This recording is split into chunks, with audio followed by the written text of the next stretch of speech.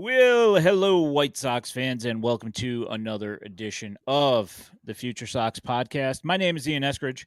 Joining me, as always, is Mr. James Fox. How are you, James? I am good, Ian. What's going on, man? Well, we just got done with a pretty bleak day here at the minor league level. And what better day to bring in the boots on the ground, the heat on the street, AAA Jeff, Mr. Jeff Cohen. How are you, Jeff? Doing great, guys. Happy to join the A team here tonight. Oh, boy. Oh Yes. man, only if I can So be. I want to be Mr. T. I am not face, so Yeah. we'll So have to figure that whole thing out. Um, Jeff, you were at Canny today. I was. How was And that? We saw some bad stuff with Nick Pinto right off the bat today, so that kind of one of those things where it's going to deplete the rotation quite a bit because it looked to me like he just seemed to start figuring things out at the A level. Your thoughts yeah, on that? no, I agree. He's been really solid this year.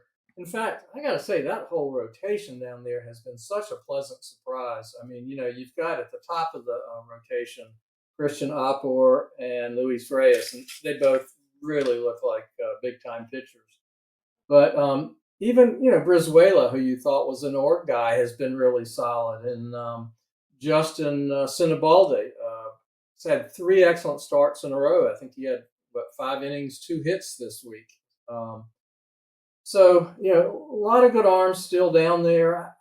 I keep hearing that Mason Moore is due back soon, but he continues to be on the IL. So we'll see. They have said he's just out with general soreness after a start. So time will tell.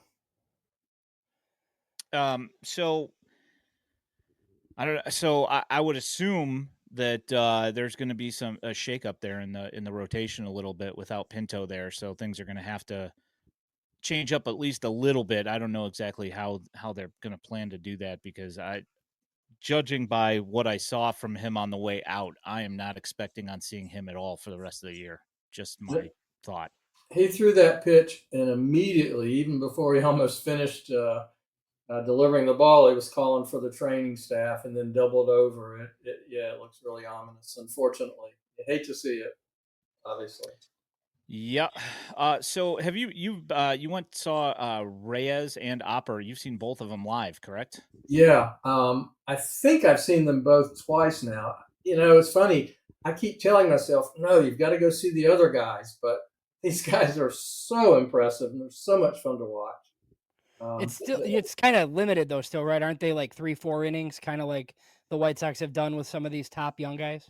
Well, I think Reyes has gotten to 5 innings twice now, Oh, okay, nice. and Opper should be getting his pitch count up. He should be close to 5, but you're right. We won't be seeing 6 or 7 innings in anytime soon. But still, it's 5 really impressive innings. They Yeah, both look super.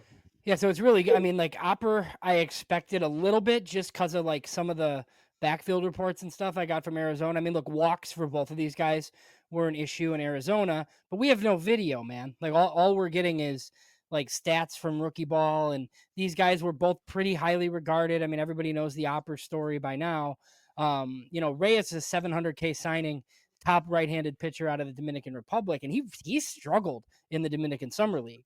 And then even in Arizona, I had heard guys like Bill Mitchell of Baseball America come on and say, "Oh, he's the best arm there," but he's still walking everybody and he's not throwing that many innings. So it's a really pleasant surprise that both of them have pitched this well, but Reyes especially, just that he's like looks like a starter at this point, I think is promising, because I thought he might be one of these guys who all of a sudden he's in relief as an 18-year-old, and it's like, oh boy. Yeah, yeah. And his numbers aren't great if you just scouted the stat line, but to go see him in person, he's got a really super slider, and so that's a great foundation to build on, right? It's a lot of fun to watch. Moving along to the hitting side in Kannapolis. Um, Obviously, Braden Montgomery, will get to him. He's out of there now. But what have you seen on the hitting side as far as who you look forward to seeing every single time you go out there. Well, they did bring up, they brought up a few new guys from Arizona, and I'm still getting familiar with those guys, but they still have that great core at the top of the batting order. They've got Bonnemer leading off. They got Mogollon. We need to talk about both of those guys. They're excellent. Nate Archer is coming on strong. I'll tell you another guy, Lyle Miller Green is they've got him batting cleanup now, and he's looking really good. A lot of thump in that batting order, and they started out the season a little slow, but now they're in the top of many major offensive categories in the Carolina League. RBIs, home runs, they're in the top three and all that stuff now, and that's without George Wolkow doing much yet. Did have 2 singles today. Did have a nice bunt. So I there saw was that. Yeah. I got to tell you, that was a beautifully executed bunt. I mean, that was really well done. Yeah. So let's get to Caleb Bonnemer here. After he took a pitch to the forehead last week, I wasn't sure if we were going to see him right away, but he showed up after a rainout. I think he was back in the order, or he sat one game or whatever it was, and he's looked pretty good. I mean, overall, his season so far has been great. Oh yeah, yeah. He looks really comfortable. Again, high school last year. He looks really comfortable in Kannapolis. And I've got to say, we're talking about his bat and how well he looks at the plate, but I really like him defensively. What do you guys think? I think he's looking really solid. He's made some nice plays. Yeah, I've been pleasantly surprised at shortstop. I mean, I was fairly certain that if you threw him at third base that he would be fine, and he's looked more than competent at shortstop. He's made some really nice plays over there. The arms seems like it's more than good enough, and I can't really complain. I mean, it seems like it's just an overall great draft pick. And, I know that Keith Law said that he didn't know whether the White Sox were the ones who could fix his swing issues and whatever. But I mean, everything's looked pretty good and on the up and up. I mean, I will say, as he was touted as more of a power over bat to ball on the way in, that I thought that there might be a little bit more, we might have seen a couple more home runs out of him, but he's still super young, so I think it's great. Yeah, and he's a line drive hitter. I mean, we're not talking about little dinks and dunks over the infield. These are line drives to the outfield. Yeah. That power's coming. Well, the power can come last too. Like I'm just not. I am not, and Ian, you're not either. Like I am not used to White Sox teenager like going straight to low A and not even holding his own, but like being one of the best players on the team. Like it's a little bit different for me, to the point where it's like, oh, are we talking top 100 prospect here in a couple of months? So yeah, pretty good. There's no reason to move from shortstop, right? I mean, he might be, if he makes it to the majors, right, and he's a third baseman, I think we're good with that. It's just it doesn't matter at this point. Like he can keep playing shortstop. Yeah. But then the other guy's fascinating. So Javier Magallon, we debated him a lot, Jeff, like with top 30. Me and Ian had these conversations online and off. It's a guy that I think last year I kind of wanted to rank early, because he was doing things in the DSL that like you just don't really do, unless you're good. But then it's like a 40% K rate in Arizona while still walking and hitting for power. The fact that he's doing it in low A, I think, is pretty. Look, it's still a lot of Ks, but it's a ton of walks, and he does have power. So this guy's put himself right back in the White Sox top 30 discussion. And it's good. It's very promising. I just, I had fears that the Ks were just gonna completely overtake him, and then he wouldn't even like get out of A ball essentially. Yeah, again, it's early, but I mean, here right out of the gate, he leads the Cannonballers on extra base hits with 11 And walks, right? Doesn't he have 20 something? He's got 22 walks. That was going into the game today, but it's kind of baffling to me. How do you guys square the fact the strikeout rate is high? He had 28, but he's got 22 walks, so that shows a certain level of patience. but he's got 11 extra base hits, so he's pounding the ball when he gets the right pitch in the right zone. Sees a lot of pitches. Yeah, And he's got a lot of stolen bases too. sure. Well, hell, that's Kannapolis, right? The whole team is bonkers. It's insane. Yeah. Yeah. Hey, before you move on, so so somebody mentioned Albertus. I didn't look to see if he's been in the lineup in Arizona. I know that McLean is in Today. there. Okay, so Yep. McLean is there on rehab too. So both of those guys should be in Canny at some point or back. Back for McLean and then Albertus whenever. Do we know McLean's injury? I know, but I mean he's back playing, so Okay. Good. Probably his hand or his wrist, if I had to guess. Like, I was gonna say, if it's this guy's hand again, like what are we doing here? Jeff, do you know his story where he's a switch hitter, obviously. He broke both hamate bones in college, his left and his right. So right. Trey says, nice weekend for the org. Cheers, guys. Thank you, Trey. We appreciate it. And as Trey says, like the stream, everyone. We would appreciate that. That would be fantastic. Thank you. So Albertus just made a rehab start today in the ACL. I didn't look to see what the results were or anything, but as long as his leg's there and still attached to his body, I'm good. Do you know who else is there and supposedly active is Maximo Martinez? Really? He was the other piece in the Aldrin Bautista trade with the Dodgers. And at the time, I think Maximo Martinez was like the more highly regarded guy. And then he just like never pitches. That's pretty crazy. I was not expecting to see him ever because, he just kind of disappeared off the face of the earth. Let me see if I can bring this up here. I'm just taking a look here right quick to see. Maybe it was yesterday that he made his rehab start. It might be. I'll have to look. Trey, it's only because I have to write the Arizona Complex League preview. So I was looking at the roster earlier, and then I remembered the name, former Dodger.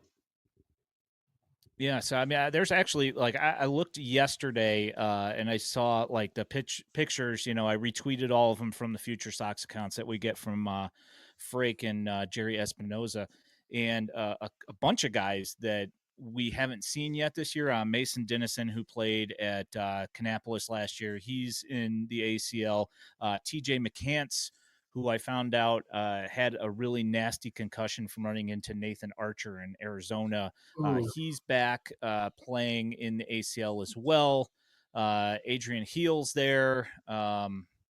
Jurdrick Profar played. And let me think here. Who else? Elias Lacombe. Yeah, he pitched. He threw two and a third. I think the first inning went really bad for Lacombe, and then after that, he straightened things out, if I remember correctly, looking at the summary of everything. But yeah, good stuff. Yeah, you guys. Anybody have a sense as to who, in terms of the queue, who we're going to see first? Who are some of the guys we'll see first in Kannapolis? Well, I heard that TJ McCants is going to be back in the next week or two. I did hear that, Okay. but what how long rehab stints take and whatever. Yeah. Who knows how long it's going to take. I honestly don't know that you'll see anybody. I mean, you got Nunez early. I mean, I guess in theory, I like Adrian Hill, but it's Gil, Gil. I guess him probably, and he's like a corner, first base, third base type. And then the pitching, when you guys brought up Pinto going down, I looked at the ACL roster to see if there was somebody easy to bring up, and there's really not. I don't know if anybody's ready, so they might have to do something else somehow in the starting rotation, anyways. When they bring TJ McCants back, there's going to be, and McLean comes back as well from his rehab. What the heck are they going to do with the outfield in Canny? Well, McCants is supposedly a utility guy, right? So is he going to play literally? Is it super utility where he's also going to play in the infield? Well, what did he play? Archer getting a bump? What's that? Could you see Archer getting a bump? Maybe. He's hitting 375 or something, so maybe. it would make sense. He wants to do a FutureSox interview. He thinks that will help him get his bump. Okay, well, I know a guy, so yeah, it's realistic. That's what I told him. Yeah. Any final thoughts here on Kannapolis before we move along to the dash?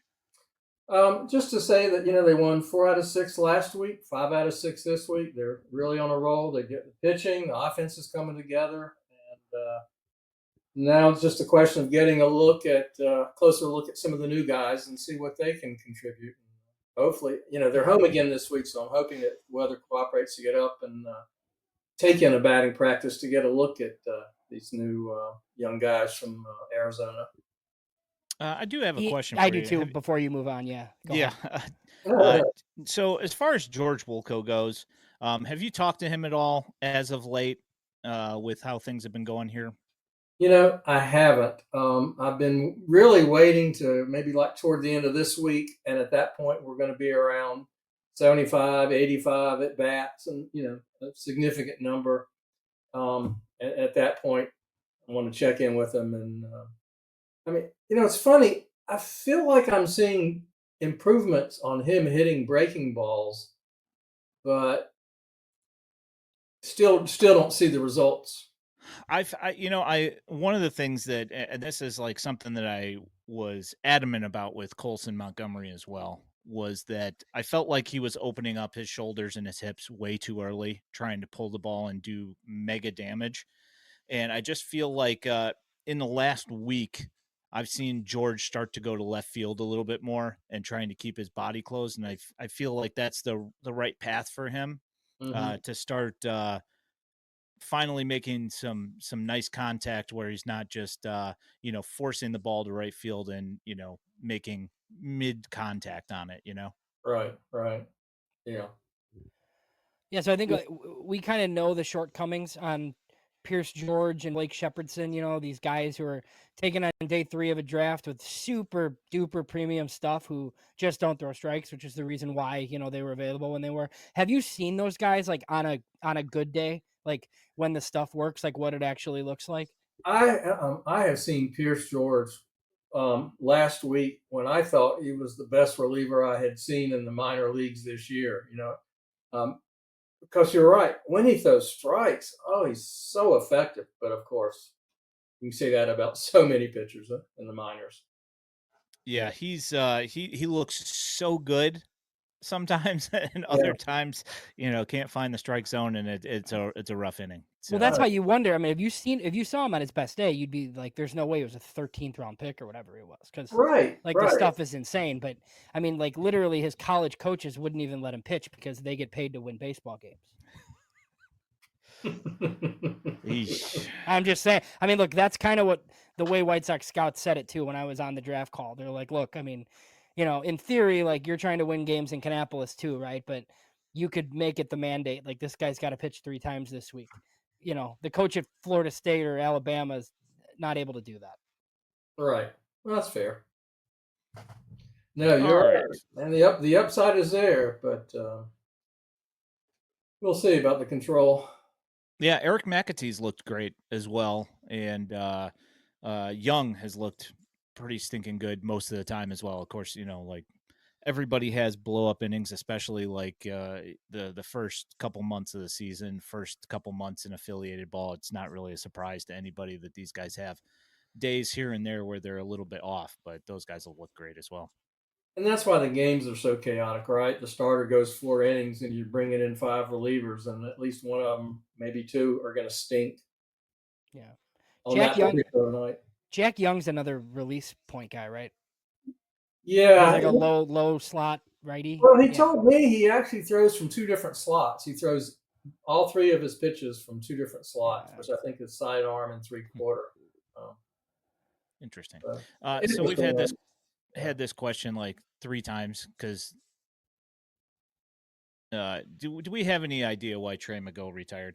Now I know that he's had a terrible month to start off the season this year, but I got a message from his agency telling me that he retired, so he's gone.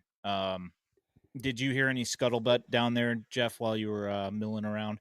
I haven't, but I didn't get to batting practice in Charlotte this past week, but I will this week. I want to catch up with Tyler Schweitzer, and you're right. Also find out about Mago,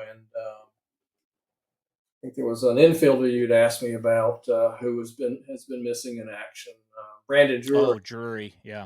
So I want to inquire on those two guys. But no, I haven't heard anything. I just have to assume it's health. I cannot believe, as good as he looked last year, all year, that just one bad month is enough to cause him to throw in the towel. Yeah, I mean it's frustrating, right? You're a 27-year-old lefty with a bunch of guys who it's seeming like the White Sox seemingly have prioritized over him. So, Yeah. not that that gives you reason to like quit your hopeful profession, but I mean it's kind of frustrating, I bet. When you see Brandon Eisert pitching in big league games and, I get it. Yeah. Yeah. Trey says first thing that popped in my head was injury. I figured either he had to be, just feel like he has a dead arm, or he's tired of being passed over and just wants to move on with his life, which, at that age, that wouldn't surprise me either. And who knows? Maybe he's got other great opportunities awaiting for him. Yep. I Sure. guess we will find out. Yeah. So moving along here to the Winston-Salem Dash. They just got a new outfielder in Braden Montgomery, who you saw in Canny and now in Winston-Salem. Your thoughts on Braden Montgomery, Jeff? He was pretty exciting to watch in Kannapolis, and I haven't seen him yet in Winston. I'll get the chance to do that this week live, but from the stats suggest he's not missing a beat, and he still looks really comfortable. And can see Birmingham a month from now, 6 weeks from now, if things keep going on this trajectory. But he looks great. He's got some electric bat speed. Wow. Yeah, I'm wondering, Ian, how they approach it, like how important they deem Winston. Like if he does this for like 3, 4 more weeks, if it's just like screw it, we're going to double. Like because they've done this with guys in the past. I know it's a different org with different people in charge, but I do feel like some of their top guys dominate Winston for a small amount of time, and then it's like okay, go to the Double A Southern League. Yeah, I don't really know. They've I don't know. Winston's kind of been like a weird thing for the last couple of years. I feel like with Pat being there this year, new manager over there, I kind of feel like they have instilled some new life into Winston. I feel like they've run through their problems with relievers, and I talking with Andrew Murphy, he said like, probably the thing that we need the most here in Winston is relief pitching. So I think I kind of got a little flamed on Twitter suggesting that the roster in Winston Salem had some interesting pieces and that they were going to be fun to watch. And two of the guys have already been promoted. Well, actually, more than two. A couple of guys. I mean, there's been like quite a bit of movement in the system already, and we're only a month into the season. So, your thoughts, Jeff, on just the position player side of things in Winston? Well, it's funny. I was really shocked as well with the Galaney and Connor promotions, and not that they weren't doing well, but they both kind of struggled last year when they got promoted from Kannapolis to Winston. And yeah, they've had a great first 60 at bats, but that's about it. So I was a little shocked by that. But I don't know. On the other hand, does it set the stage? As we were talking about, when McCants comes along and McLean comes back, are we going to see a lot of movement throughout the org earlier in the summer? I don't know, Yeah, but I will say the Winston team. It's funny. It's not. There aren't many of our top 30 prospects there, and it's not a lot of high ceiling guys, but they're still fun to watch. I mean, it's a gritty, hard nosed. They play really hard nosed, and Pat does a great job running a ball club. So they're still a fun group to watch in terms of competitive baseball. But yeah, are the upsides there? I don't know. I don't know. yeah. You kind of wonder about the ceiling of some of these guys. But on the plus side, Gerald Perez has been out of his mind for the Yeah. last couple of weeks. He's got, I think he's got 8 home runs now. I think he's second. He's second in the Oregon home runs. Um, he's got a bunch of stolen bases. His average is okay. You know, he's hitting around like 260 ish. But he's been taking some walks here and there as well. Strikeout rate is kind of high. He's played a competent shortstop. Um, just a real pleasant surprise because we were kind of wondering after last year with his second half with the Ballers, like where the power kind of was compared to when he was with the Dodgers. It's nice to see him find that power band again. Yeah, yeah, absolutely. And it's not the easiest place to hit home runs in either. So yeah, it's impressive. And then I guess the other guy there is Sam Antonacci. Again, don't know what the ceiling is, but wow, hitting 293 with 459 OBP, more walks than strikeouts. You can't ask for more than that from your leadoff hitter. I feel like there's been some positive developments in the Sammy Zavala side as well. That his bat's starting to come alive. We were really worried that a lot of people were worried about the Padres trade in general for Cease. You've got Thorpe who had to have the elbow bone spur action. Then he comes back. Then he goes for TJ. Iriarte has been all over the place, and Zavala being the other piece there. Um, he wasn't hitting as well, and people were looking at his A ball numbers with the Padres, but not his advanced day numbers as much. So when he got brought over, advanced day again, still giving him problems, but this year I feel that he's starting to make some positive momentum here with his changes. Yeah, he has. This last 2 weeks, he has started to uh, show some of the promise that has been his reputation. But I'd say prior to that, I mean, it was really been rough. Really been rough. Yes, James. Steven Wilson was part of the trade as well, but he's not one of the guys that we really talk about. I mean, you know, I think we should stop trading with AJ Preller. That's what I think. well, I mean, if I still assume that Thorpe, because Thorpe's not a velocity guy, unless he comes back and he's Yeah, I think throwing he'll like be. I think he's 84, going to be then we're fine too. Yeah. yeah. Um, And in theory, when he returns, like you're not going to need him to be your number one starter. Like hopefully, right? If things go according to plan and it's like mid-season next year back in the big leagues when Schultz and Smith are in the big league rotation, hopefully, that's brighter days. brighter days. Hey guys, Uh, what's question that? for you. I got a Yeah. question for you guys. What do you think about the upside for Lucas Gordon? Because he's been the most effective pitcher in the minor leagues for the White Sox so Yeah. far. So I mean, I think Ian's watched him more than I have. So when he was taken, right, I always just kind of look a lot at draft bonus, right, and what it means. And to me, he kind of seemed like a guy who was just like one of these like veteran college lefties who was going to carve up the low minors and not really be a prospect. But he's been a little bit better than I kind of thought. So I think a lot will depend on like if he goes to Birmingham and he's like Schweitzer-ish. I mean, he could pitch in the big leagues. I think I think Birmingham will probably decide what he is. But like, look, guys like him carve in Canny, because it's Sure. just like he pitched at Texas for 3 years, and that's just what I kind of thought. Like, um, but no, I mean he's been pretty good, and lefties with changeups are tough. So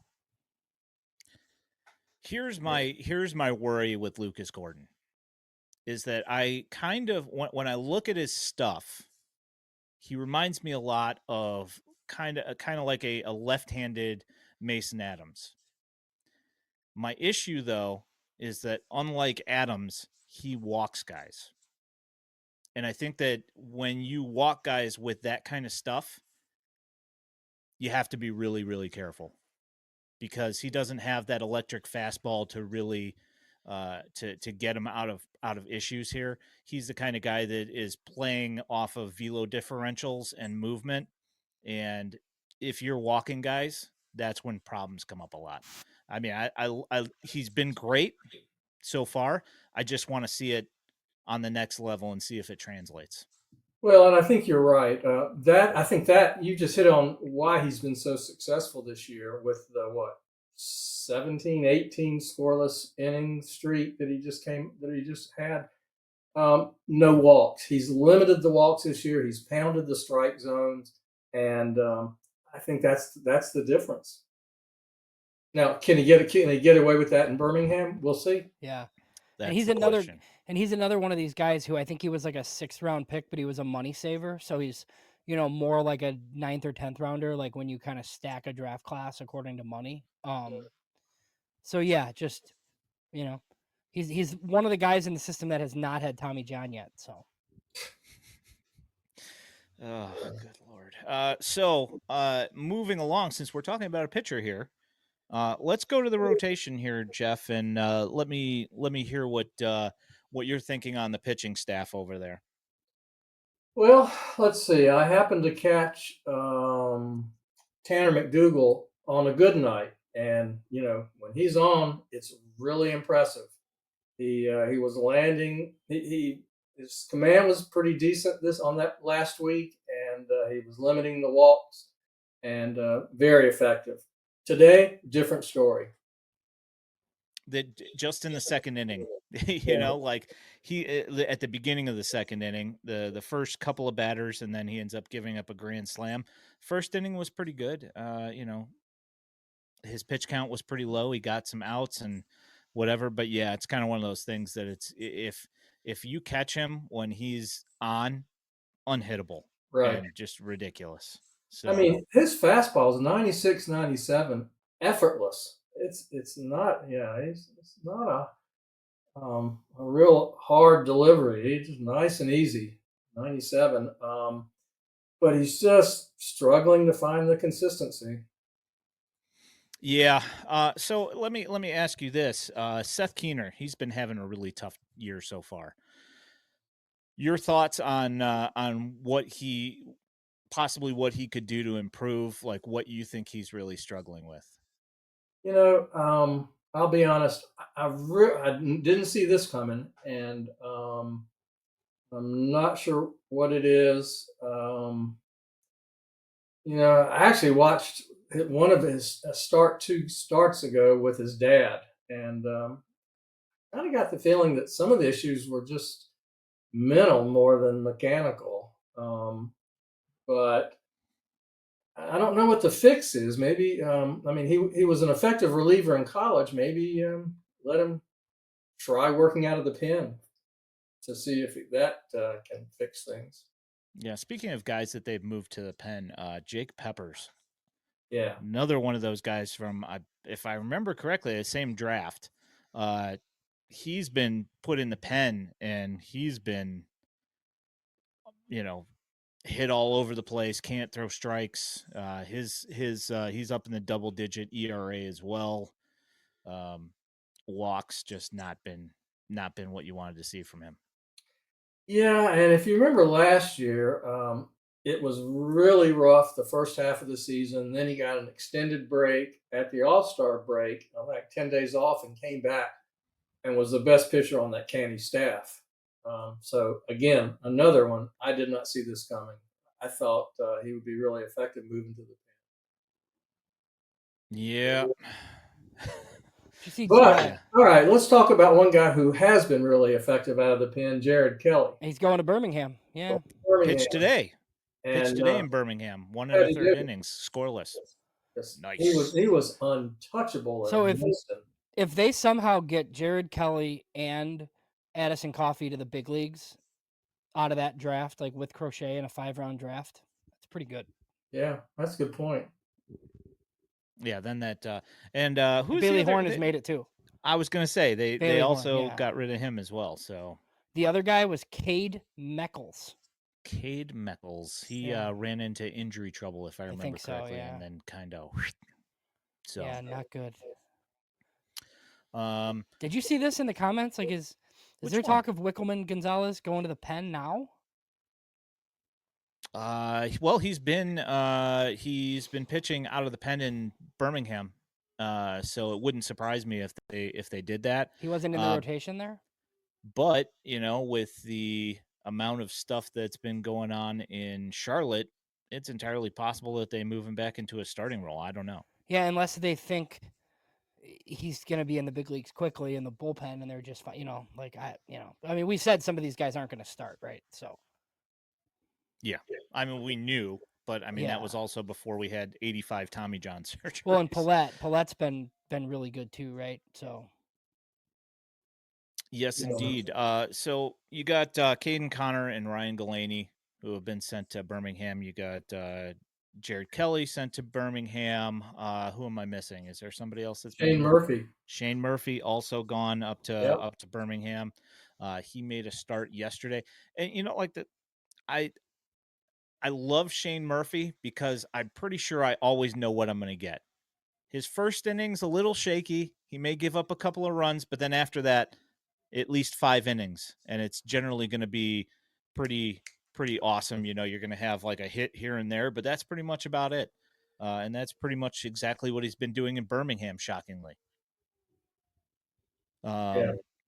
Obviously, Birmingham's far away from you, Jeff. Do you have any overall arching thoughts on Birmingham? To be honest, I have watched precious little Birmingham games. I'm kind of knee deep in minor league affiliates here. In the Carolinas, yeah. In the Carolinas, yes, sir. And I really defer to my podcast partner Elijah Evans because he loves pitching, and if you love pitching, you're watching Birmingham. Yeah. So I guess we'll move to Double A and do a little bit of talk about that. Speaking of Double A, Uncle Ted brings up Spencer Jones. Oh, again. Hasn't he kind of sucked? Don't we already have a Spencer Jones in Kannapolis? Pretty much, yeah. Yeah, I mean, George, possibly. I will say that Spencer Jones has been hitting home runs, and he's walked a little bit more, but he's still striking out a lot and not hitting a lot. So there is that. So Trey asked me that when we get to the Double A, he asked me to clown Jacob Gonzalez. Pick. Okay, so I'll clown the pick. That was too early to pick him there, probably. But I will say that in the last week, he's been picking things up. The averages started to climb a little bit. He hit his first home run today. Yesterday, I think he led off with a triple in the second inning or whatever, something like that. So the bat's starting to come alive. But from what we saw from him last year, it looks like he's a pretty streaky hitter. So I want to keep my eye on that and see if that happens to be a thing as well. Have you noticed any changes? Have you detected any changes in his batting stance and his approach at the plate? When I went to spring training for the first time this year, and I asked him, what can we expect? And he said, I'm really trying to be much more athletic at the plate and blah, blah, blah. And I feel more comfortable. I was just wondering if you can see it. To be honest, like I haven't keyed in to really pay attention to his stance. Although I did notice the other day that I felt like he was flying open a little bit, but then he goes and has hit quite a few extra base hits in the last couple of days. So it could just be that a couple bad swings here and there that I noticed. Okay, it's a reason why college shortstops don't often get taken in that range. It's usually, if you're a high schooler that plays shortstop, you go pro, and then if you generally move to another position in the pros. So yeah, that's just I mean the Braves used a first rounder on Braden Shoemake once, so it's glass houses. Yikes. I was going over that. I was going over that draft the other day with my kid because he asked me. He's like, "Well, who could the White Sox have picked instead of Andrew Vaughn?" And I just started running. It's a really bad class, long list of names, and he's just like, "Oh." If you weren't gonna take who's the center fielder on the Tigers, the high schooler, if you weren't gonna take him, the rest is kind of bad. I wanted Abrams, and he hasn't been very good either. So Yeah, that's fair. Trying to think. There's a bunch of guys in lower rounds that ended up being, fairly decent Yeah, players. better than Andrew Uh, Vaughn, which isn't tough to do.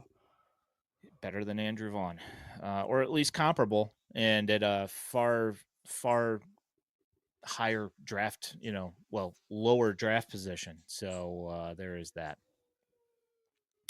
Speaking of Andrew Vaughn, Don't do it. I'm just curious. You guys watch him on a daily basis. As I told you off camera, I have barely watched the White Sox this year. And are you guys advocating just DFA, let him go, move on, send him to Charlotte? Yeah, And yeah. So, what are you advocating? What are you militating for with regard to Elko? well, so he does like Vaughn does have options, right? Yeah. So the thing is, if they DFA'd him, I don't think anybody would pick him up because he makes $5 million. But he has options, right? So you're doing this thing with Colson Montgomery in Arizona, where he's like in Ryan Fuller's boot camp. Mm-hmm. Like you could do the same thing with Andrew Vaughn and then bring up Elko and see if he's any good. I people keep messaging me with Vaughn's ex Woba and how he's unlucky and he's hitting the ball hard right at people, and I don't know. Like I don't really see it, but Yeesh. you know. So Jeff, did you this is going to open up a can of worms here, but did you did you happen to see the Tyler Osick uh Andrew Vaughn tweet? Did you happen to see that? I did not. All right, hold on one second here. I'm going to go ahead and read it for you here when I find it. It's I've another got it. former podcast guest, Tyler Sure Osick. is. All right, so Tyler says, I'll tell the truth here. Andrew Vaughn would be out in Arizona golfing, and we would all be grinding in Arizona at the facility in the off season. And he'd show up 2 times per week, dumbbell press 40 pounds, take 20 swings off the machine, show up and hit 250 with 15 bombs and 500 plus ABs, then repeat the next year. To me, that was just a slap in the face to all the people grinding to make it, given the keys to the game and took it for granted. Promote Tim Elko. Oh my gosh. Ugh. Oof. Oh boy.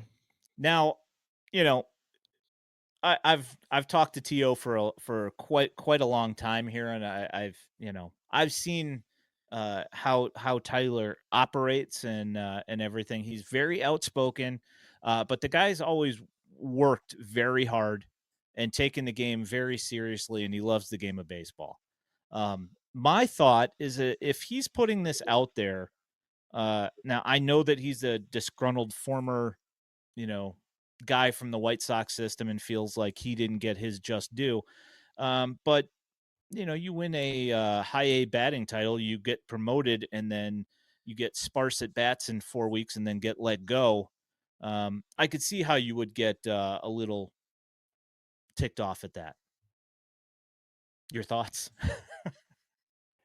Yeah, I guess my issue was always 29 other teams had the opportunity to give him. I think what happened was the White Sox felt like his bat played at catcher, and then they moved him to catcher, but then they were like, oh, we don't have time to make him a catcher, so then they released him, which didn't what because it was never gonna work at first base. He just didn't have enough power. But yeah, I mean, look, Vaughn was I don't know. I didn't really hear the negative character reports on Vaughn. I just kind of think he's not very good. But I don't know. Wow. Well, with that kind of character, he fit right in with the old clubhouse. Yeah, I've heard that he's not exactly a nice guy in person. I mean, I have only briefly met him, and he was fine to me, but I wasn't asking him questions. Well, I know he's very stubborn. He's got the same stupid batting stance and approach that he's always had that doesn't work.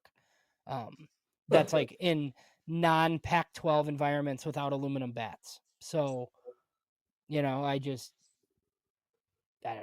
he's just not very good.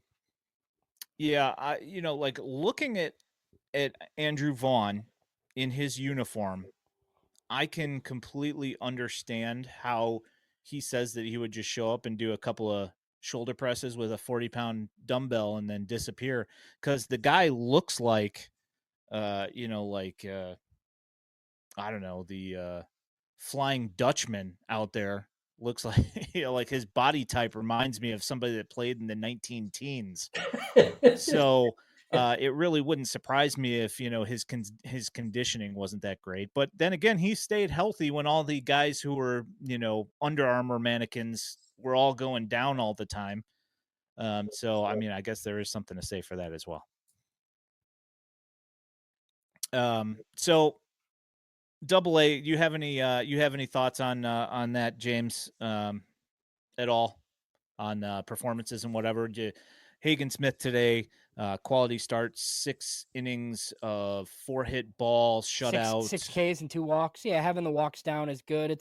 I saw some comments on. I mean, it's a lot of walks for Taylor and for Smith. I mean, I think they'll iron that out. I mean, all three of those guys are just, the stuff's really good. It's all about innings. We've kind of talked about that. I mean, Schultz and Smith both need to get up over 100. I don't know what the limit is on Taylor, but I mean, look, just from the indications of like the White Sox beat, I mean, like I kind of think Taylor's finishing the year in Chicago, like just probably in a bullpen role because it's what Bannister kind of likes to do. I don't know about Schultz and Smith for sure, but it just seems like, you know, like Grant Taylor's going to get all the innings that he can in Double A, and then they're going to look at him like in a relief role at the end of the year. Well, what's exciting is, regardless where these guys end up at the end of the year, Hagen Smith is already pitching 6 full innings, and And Noah, Schultz did the other day for the first time. Yeah, that's yeah, good. and so they're starting to really get a little length to their starts for the first time. That's a huge development and really exciting. Yeah, Yeah, it Paulette's kind of really, looks. really good in the back of the bullpen, and then that offense is what it is. I mean, you had reinforcements like from some of the college corner guys you were talking about, Ian, that are up there now. But Yeah, I think that they're going to become a lot more interesting here in the next over the next month.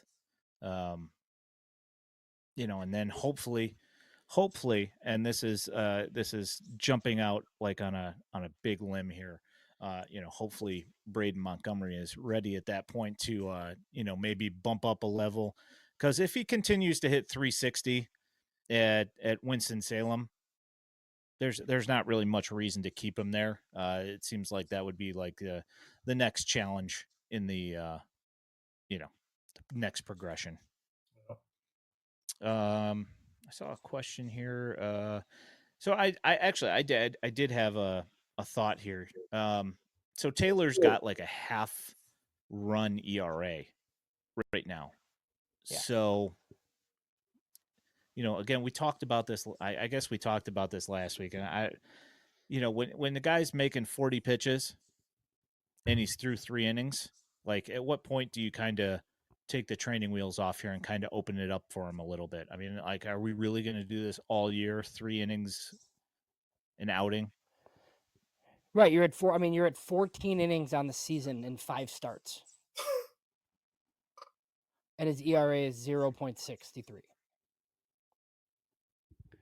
So I mean, look, it's walks. Obviously, it's 16 Ks and 10 walks. But I mean, if he's gonna keep walking, guys, he's gonna keep throwing 3 innings. So, Fair enough. So, like I don't know. I how don't many really know. pitches is he throwing? What's he up to in his? I think he threw 47 pitches That's uh, it. a couple of days ago. Yeah, and then like the week before that, he had 37 pitches for 3 innings, and they pulled him. So he's on the old Noah Schultz plan.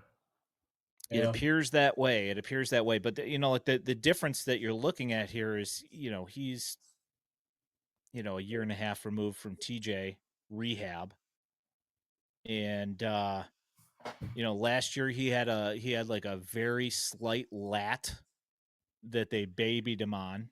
Right. So like my question here is that if those are the injuries, and it's not like a save the elbow type of thing, because he didn't have an elbow last year, he had a slight lat.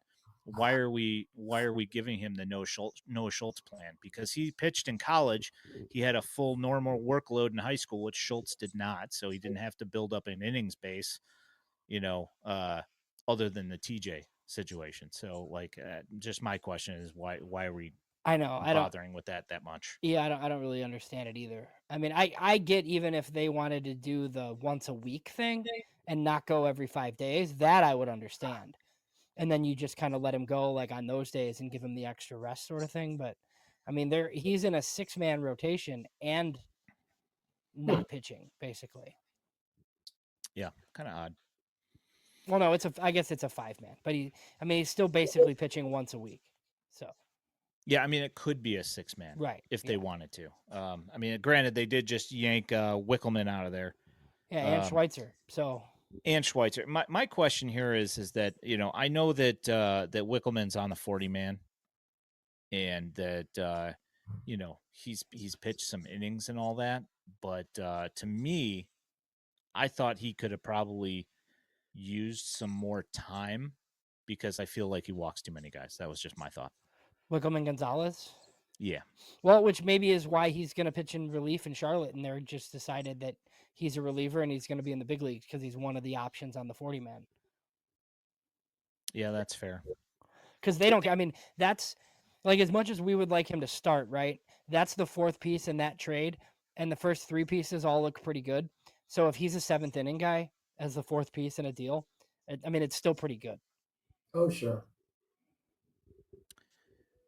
So I guess we'll move along to the place that we don't really want to talk about, but there are a couple of interesting stories in Charlotte, and you have you used to spend most of your time in Charlotte, hence the name AAA Jeff.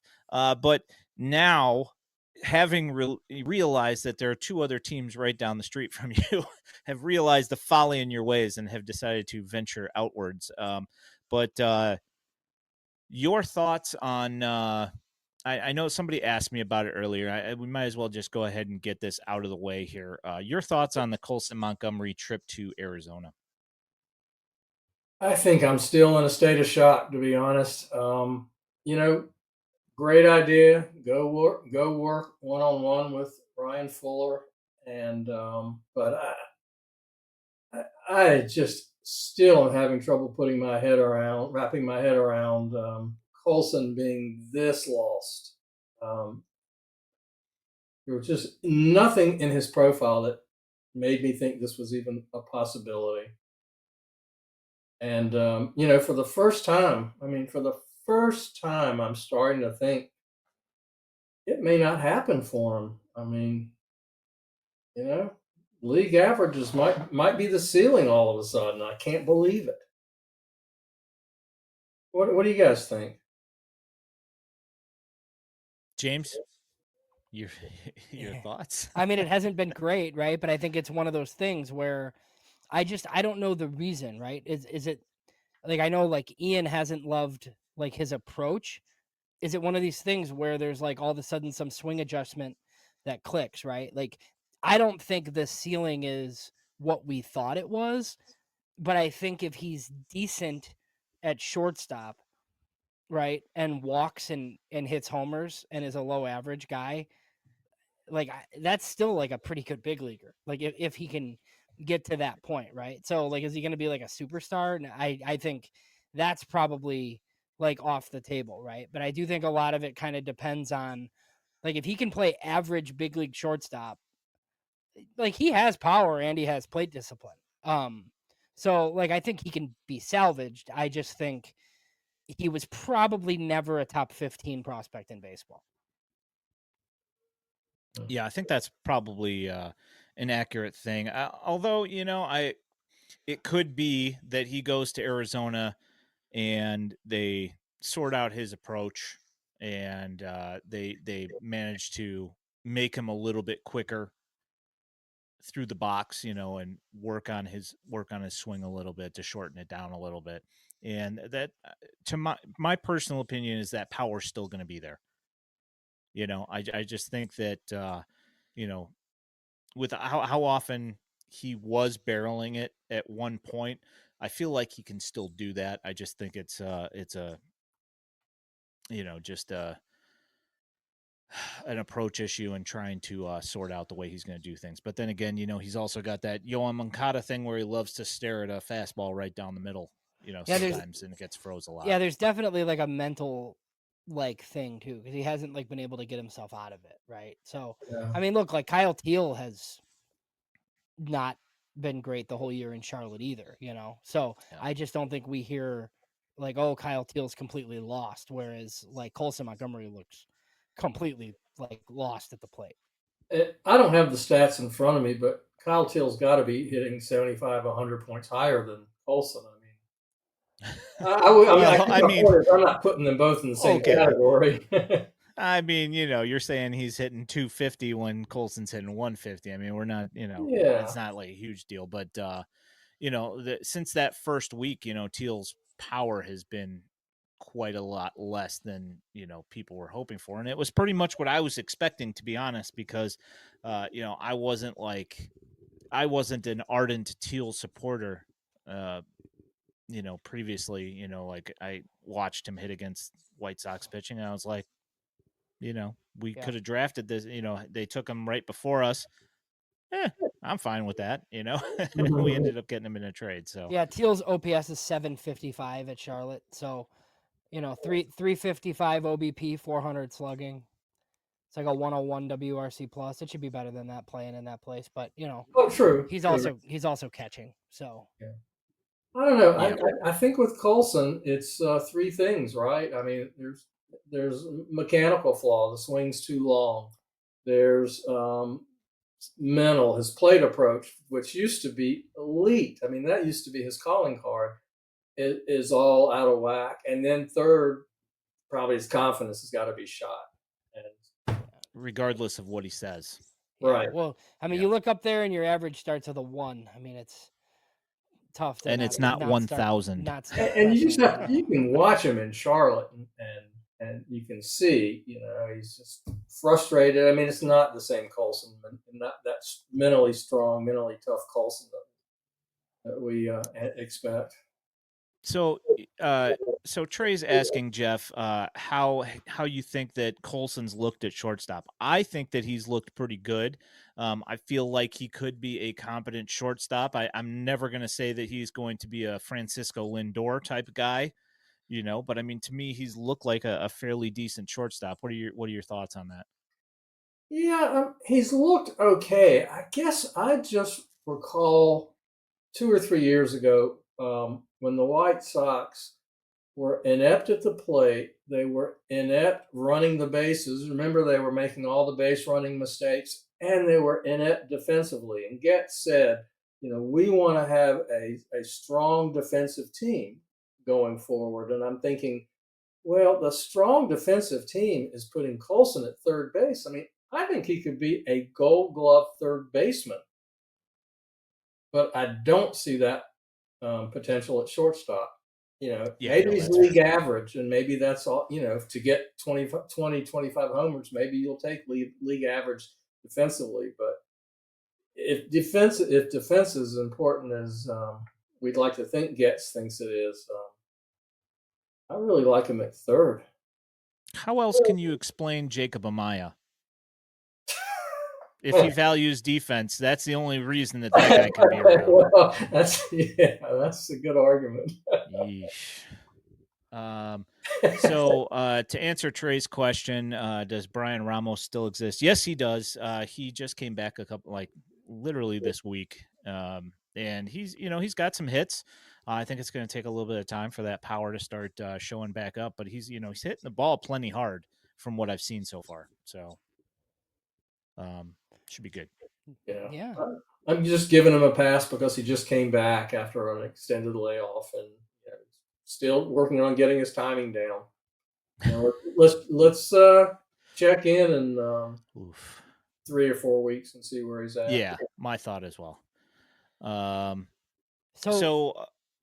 got anything else here, James? Well, no, just like as far as like guys that were in Charlotte that are now in Chicago. I know, Jeff, you said you haven't really been watching the big league product a ton.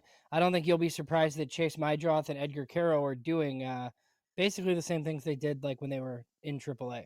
So That's exciting. added yeah, it's a little bit more fun to watch White Sox games with some guys that might matter at some point. Yeah, we hated to see him go so quickly because of what it meant for the level of play in Charlotte. But no, seriously, I'm happy for him, and I think that just portends so many great things. That there is a little hope that maybe this thing can get turned around. Yeah. And Ian, we Um, talk a lot on here about those draft classes, the what 16 through 19 that didn't really work out that well. I remember after the 2019 draft where they took Andrew Vaughn, I interviewed Nick Hostetler and I asked him for a guy, a day 3 guy that he liked the best, and he said, after seeing him on the Cape, like he was convinced that Caleb Freeman was going to pitch in the big leagues. So here we are 6 years later. Don't you guys think though that it's just completely different now with Mike Shirley? That it's just we got a guy who knows what he's doing, and there's a steady flow of talent into the pipeline now, year I think after I year. think organization. I think like above him is different too. But yeah, I think there was like a big shift. I mean, I've always kind of thought Nick Hostetler's hands were tied, but he's always gonna have those picks on his name. So like they wanted to rebuild quickly, and they drafted basically 40 college guys every year. And when you're wrong, you're wrong in a big way because it's just kind of you got to commit, James. If you're going to go for something, you got to commit and go all in. Well, and at that time, the owner still didn't want to spend $7 million on a high school player in the top 5. So, your options are pretty limited. I mean, I remember Nick Hostetler would come on my show and wax poetic about his love of high school players and then draft 39 college guys. So, I will say I've had Caleb Freeman as a guy in the major leagues for several years now, and he just ran into some injury issues, and I think that those injury issues like screwed up his timing and everything, and kind of screwed with his command quite a bit.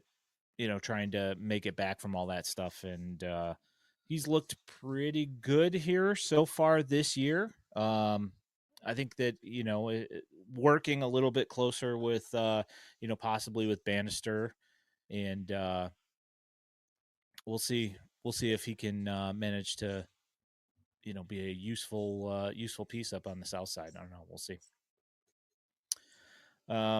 So James, do you have any other things that you want to talk about with the White Sox before we move to the MLB stuff that you were talking about earlier?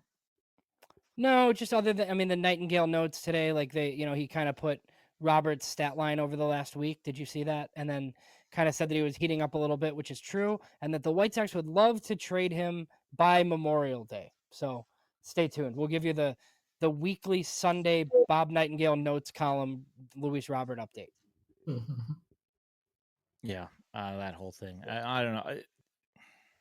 Yeah, okay, so he's been good for a week. I mean, you trade him by Memorial Day, he better put up some stats. I will say some of it, like the walk rate looks really good. And he's like second in baseball in stolen bases, and he's great in center field. First, so, didn't he is pass? He first? I thought he passed Dela Cruz today. Today he did, yeah. So like he looks better, but he's hitting like 174 or something. And that's why I can't figure out how he can be leading the major leagues in walks if he's not getting on base. He's not in walks, but he's got more than I think he's like 12 bases. Yeah. So his walks, he's like 12%, which is like way more than he's like ever done. But he's sure not hitting his way on, unfortunately. All right, so Uncle Ted brings this up here. And so we saw the City Connects for the first time the other day. Uncle Ted says those red cities are fire. Uncle Ted. It reminds me of the Bulls, and like I don't like being reminded of the Bulls. It's just like those jerseys are like a great summation of 40 years of Jerry Reinsdorf ownership for 2 teams in my life. Just I don't know. Like the old City Connects were fine. I don't know why we needed new red jerseys that just remind me of like Ron Mercer playing for the Bulls. I personally, I don't like them. I didn't particularly like the other ones either. I just don't like them. I don't know. Just my personal opinion. I wouldn't buy either of them. That's just my thought. Yeah, I will say the non pinstriped hats, the solid one, that one I kind of like, but the pinstripe one I can do without that. Yeah, I'm wondering how many. So did you see they showed the pro shop, and they literally have to sell Frank Thomas ones because there's nobody, like there's no jerseys to buy. So I think they had Robert and Vaughn in the pro shop, and then a ton of 35s. Like, because like what else are you gonna do? Whose jersey are you gonna buy? You go get the Mike Talkman, the everybody from the Northern Burbs. How hard up to buy that jersey do you have to be to buy an Andrew Vaughn Oh my God, jersey? I know. Wow. I really want one of these, but it's got Andrew Vaughn on it. I don't think I'll Yeah, pass. I mean, if you like them, Frank Thomas is the play. Like you have to. So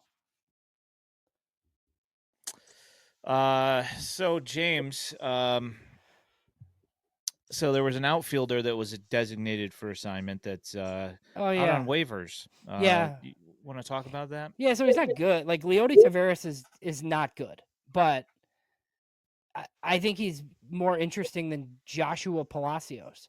So like I just don't know. Like if Will Venable likes him or there's like a connection. Like I don't think they'd claim the contract because it's like 5 million. But I mean, if you had Leody Taveras on this team, like playing occasionally, like that's fine. Like these are just, I feel like the types of swings you should be making when you're terrible. So So Trey, are you reading the thing? Oh yeah, I am, and this is yeah. who would you actually want? Serious question. Davis Martin, You maybe have to pick a jersey.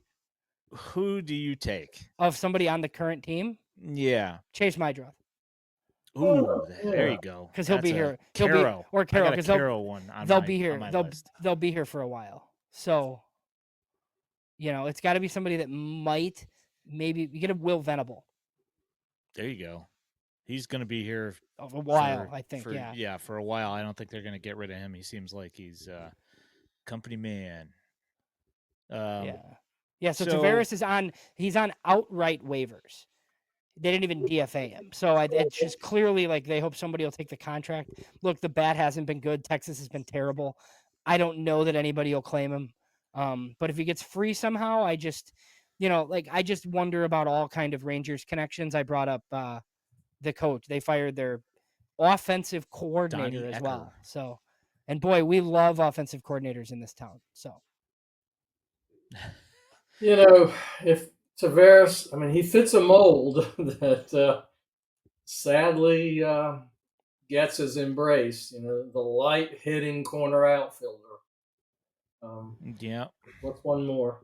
Well, I just don't know. Like maybe Venable has a relationship with him. I mean, so Donnie Ecker, before we get off here, was like one of these guys that was like, a young hitting guru type guy, and he was in San Francisco with Bannister. He was just in Texas with Venable. He interviewed for the White Sox job and didn't make it as a finalist. But then he was hired as like the offensive coordinator in Texas, like after Venable left. And now he's been fired in Texas because that is an underachieving baseball team. So I just don't know, like, is he free? Like, can he come and be a consultant for you? Like, is he allowed to go work elsewhere? I don't even know, but I just think it's interesting that everybody else they interviewed for the job, they hired in some different role. So I'll just be like curious to see. $2 billion they spent in that offseason or something like that. Yeah. Wasn't it? Yeah. And they won a World Series, but now they're unhappy and they think that they should be better. They're underperforming, so obviously it's got to be his fault. Is their hitting coach not Tim Hires, or is it still? I don't know. I didn't look at that. Or did he go to he might have went to the Braves. I don't remember. I do not know.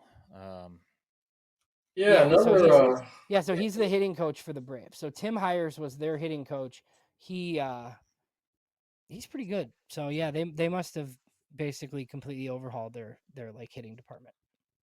and a somewhat noteworthy former White Sox player for the Rangers send to the minor leagues to Yeah, Burger. Yeah. yeah, wow. So it's Yeah. not just Chicago. Yeah, now Jake Berger's in the minors and Jake Eater's in the majors. Right. So Ian, the other thing you'll like here too. So the American Association is starting. You know, their rosters are out. Have you seen any of this? I have not, no. Matt Thompson, Micah Adolfo, Brett Phillips, all are on these teams. So I think uh, Adolfo's playing for the Milwaukee team. Will Ooh. Cannon is in that league. Yeah. I don't know which team Matthew Thompson is on, but I wonder if he like will walk people in the American Association. I'm kind of Probably, and he'll walk off the of mound punching himself in the head, yeah, just like yeah, he kind did, of curious just like he for did for the White Sox. yeah. Wow, Mike, or that wow, that brings Well, back. so the White Sox traded Matthew Thompson for Bailey Horn and DFA'd Bailey Horn before the season started and still won the trade somehow. Yeah, that's he had some nasty stuff, but man, those walks just He just doesn't know how to pitch. Yeah. rough. You guys got anything before I walk us out here? No, thanks for letting me join you guys. This was a lot of fun. I haven't laughed this hard about White Sox baseball in a while. It's pretty easy to do right now. Thanks for coming on, Jeff. We really appreciate it. Thanks for coming on, and you had the week off this week because Elijah and Dylan are both Yeah, doing their finals. they're So. taking college finals. God, my goodness. I know. All right, so you have been watching / listening to the Future Sox podcast. If you are listening to this in podcast form, know that you can find us every Sunday night at 8 p.m. on YouTube and the Purple app. You can also find this podcast along with all of our written content at FutureSox.net. If you are looking for White Sox prospect highlights, you can find them on X at FutureSox, and now also here on our YouTube channel. If you love the content and want to support us here at FutureSox, there's a link to our Patreon in our channel description and at FutureSox.net.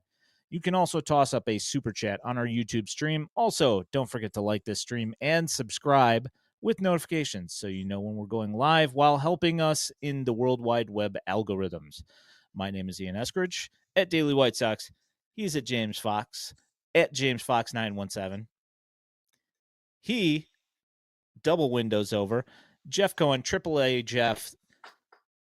We appreciate all of you. Thanks for coming and hanging out tonight, guys. We appreciate you. You guys drive our chat, and you guys a great community. Thank you for hanging out. We appreciate you guys. Have a great night, and we will talk.